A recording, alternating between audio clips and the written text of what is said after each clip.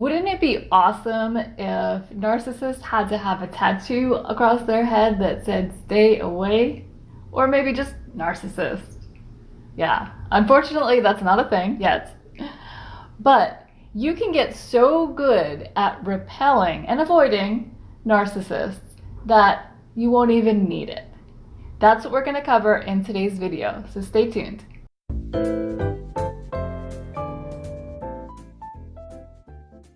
Welcome to the Common Ego community. My name is Christina, and today I'm going to talk to you about how to avoid and repel narcissists. If that sounds good to you, go ahead and give this video a thumbs up. Before we get started, I want to call attention to a similar video I made recently about energy vampires, how to avoid energy vampires.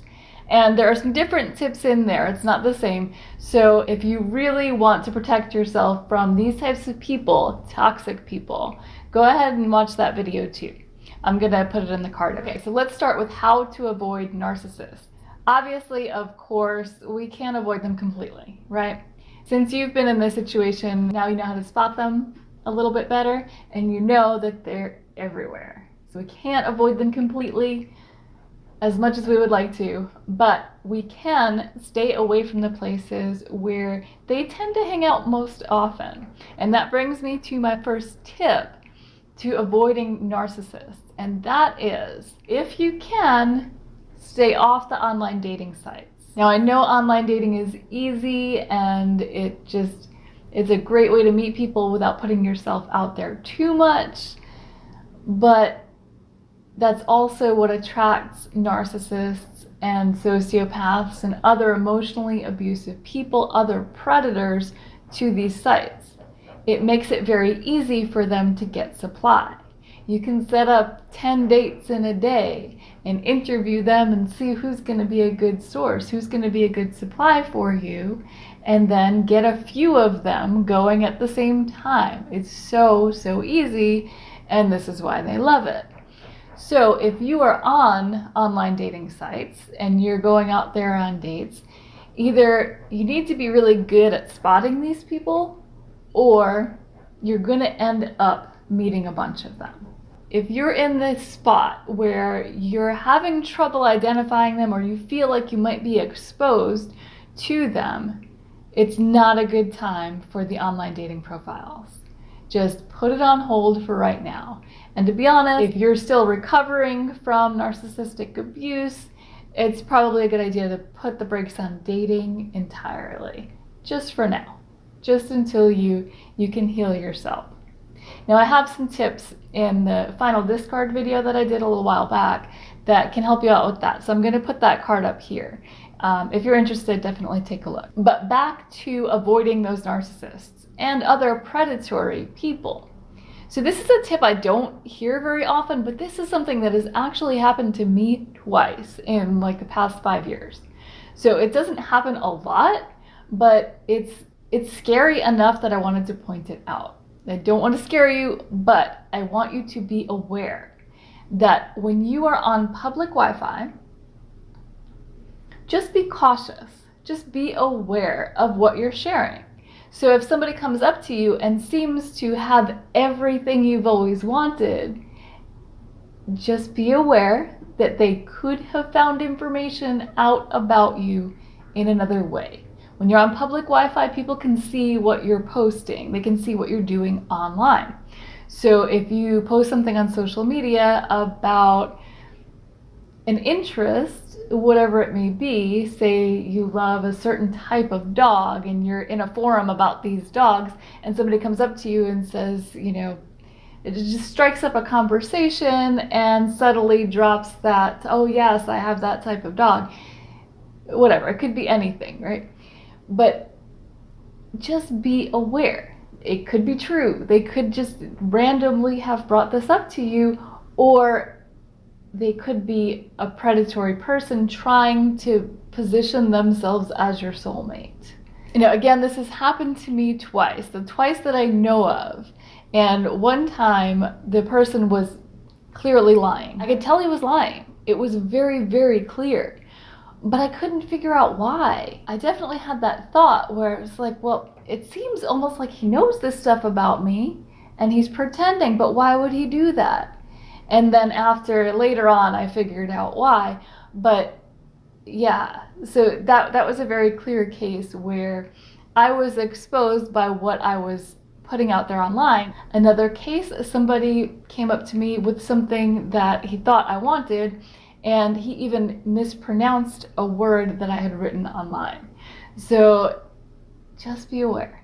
If they can find an in with you and make it seem like, you've known them forever, or it's love at first sight, it gives them an advantage. I don't think there's such thing as love at first sight necessarily, but there are connections that you can make out there that are genuine and real. And I hesitated to share this because I don't want to scare anybody away from that. But all you have to do, again, just be aware. And the third way to avoid narcissists and other predatory, emotionally abusive people is to avoid jumping from one relationship to the next.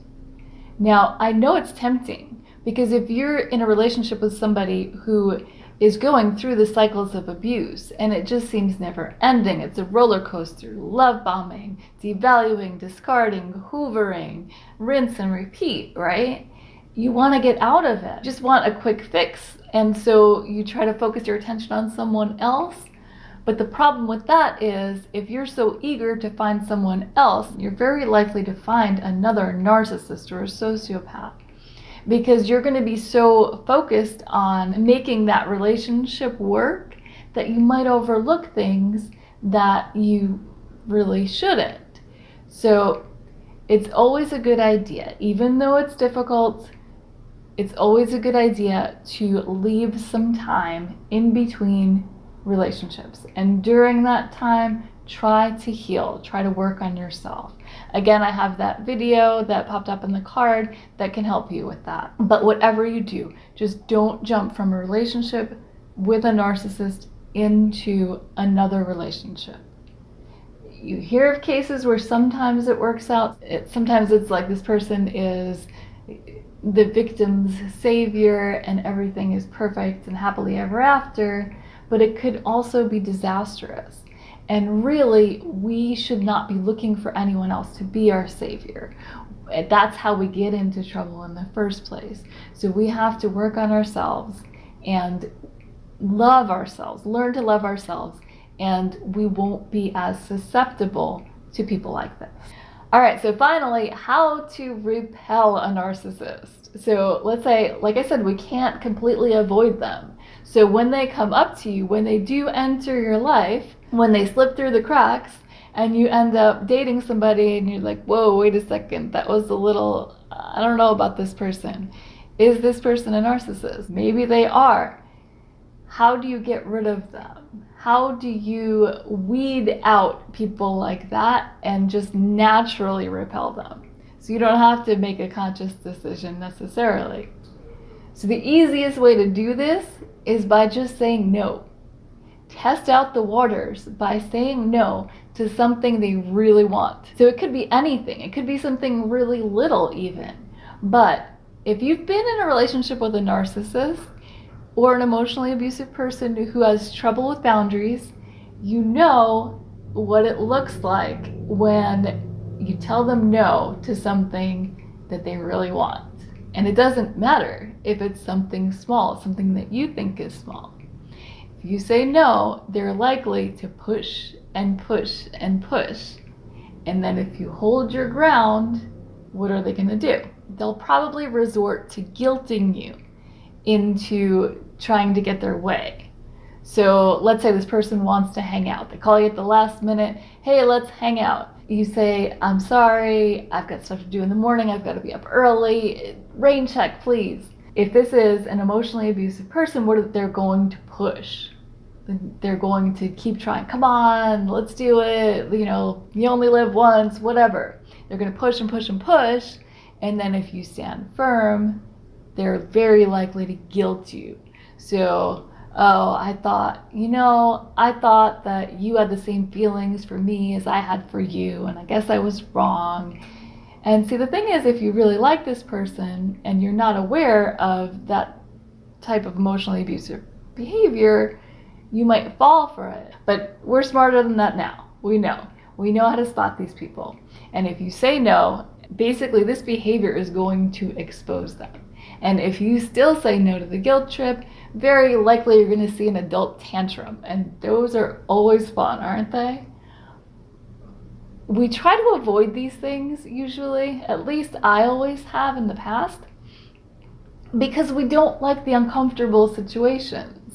If you've been in a relationship with a narcissist, you might have a little bit of a tendency to be a people pleaser.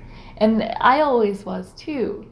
And you don't want people to get upset. So if you sense that somebody's getting upset or going to get upset, you might have the urge to just cave or to kind of diffuse the situation. But if you're trying to test this out, if you're really trying to repel a narcissist, don't. Hold your ground, just say no, and see what happens.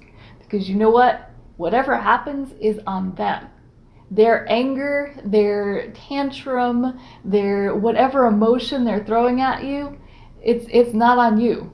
That is all them. Let them show you exactly who they are.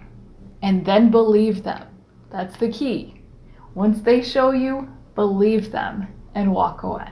Okay, so those are my tips for avoiding and repelling narcissists. If you have any, I want to know. Let me know in the comments what your best tips are for avoiding and or repelling narcissists. I'm sure you've got some good ones, so let me know. And if you like this video, please hit that like button, and if you want to see more like it, subscribe and hit that notification bell so you can be notified whenever I post new ones. That's all for now. See you soon.